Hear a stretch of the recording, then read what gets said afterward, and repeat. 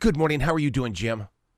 Doing great. How are you? Absolutely fantastic. I've always been a believer in quotes, and there was a quote that hit you in the heart, and you created something. It's when President Zelensky shared "Fill the silence with music," and you started creating. I love that story.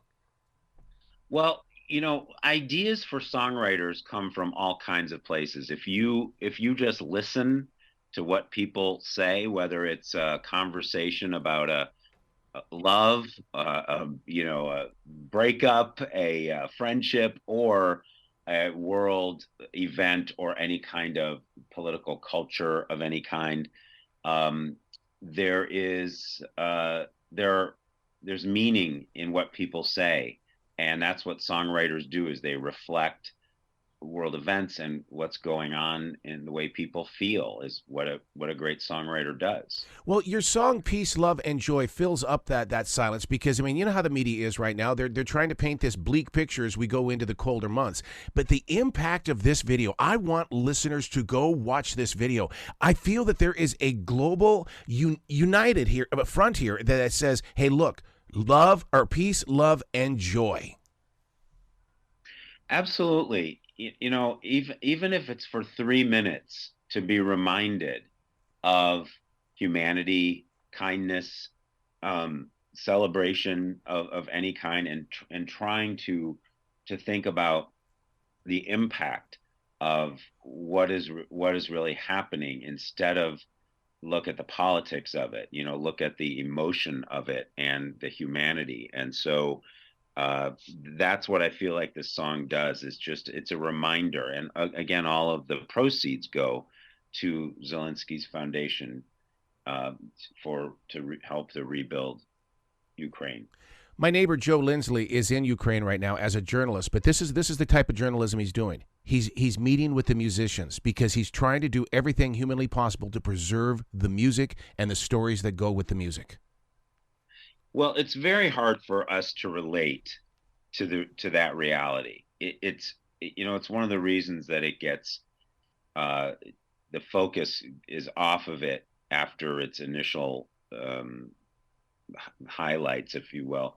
And I think it's very hard to relate to Mhm. what it actually feels like. So sometimes, like I said, emotion, music will connect you to a feeling of, the bittersweet, and but also the despair, and when it tugs at the heart. uh some people would say that's manipulative, and I say that it's just, it when it hits you deep in the heart, you care about it more. Mm-hmm.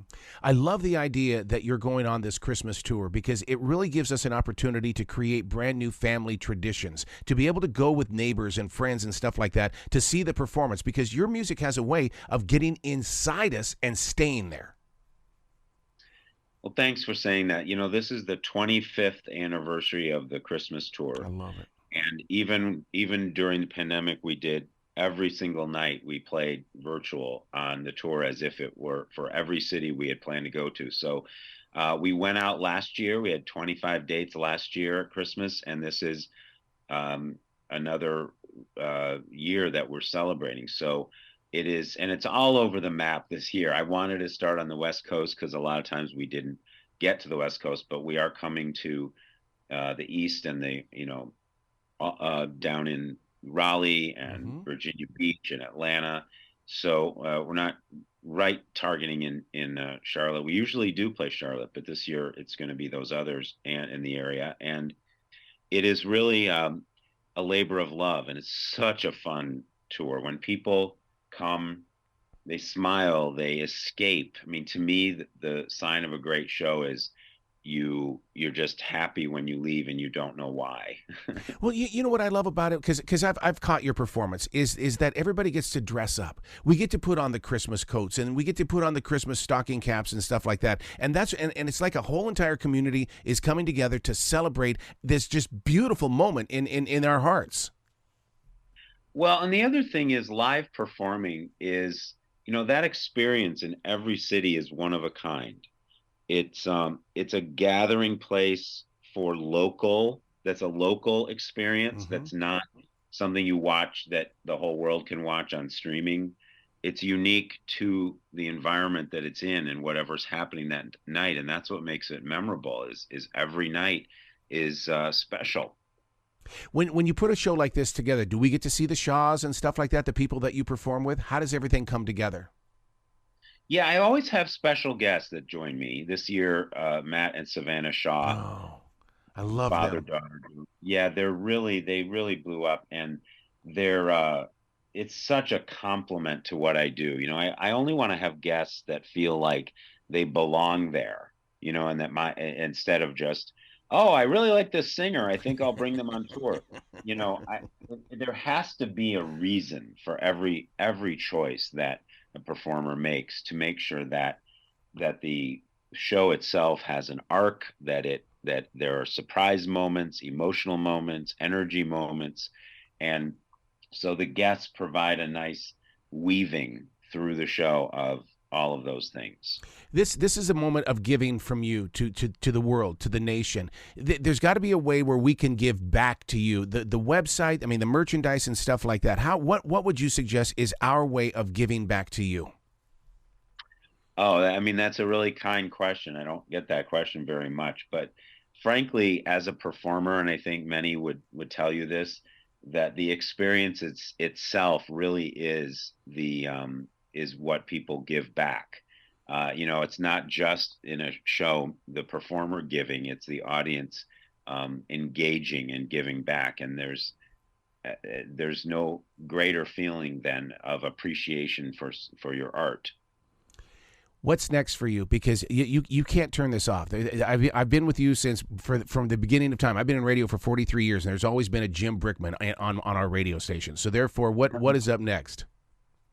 I'm doing a project called Brickman Across America that is as a celebration of the origins of American music and in all the regions. So we're touring in iconic venues and places that are known for growing American music. So in a place like North Carolina, so much of the bluegrass music that came here from other places, African rhythms and Irish folk music and indigenous Southeast Asia and all of that.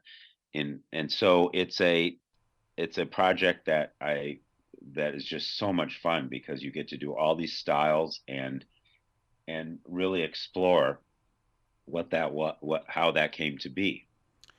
In the movie Banshee, which is the latest one from Colin Farrell, they say that we need music, art, and poetry because it lasts forever. Being a good person is only remembered for 50 years. Your music will be forever. And it's in your heart that it's like you have planted your seed for every generation. That's really kind of you to say. I mean, it's it's hard to relate to the idea true, but it really is. It's a gift for me to be able to do it. Well, man, we appreciate you so much. Please come back to this show anytime in the future, Jim. The door is always going to be open for you. Thanks so much for having me. You bet. You be brilliant today, sir. You too.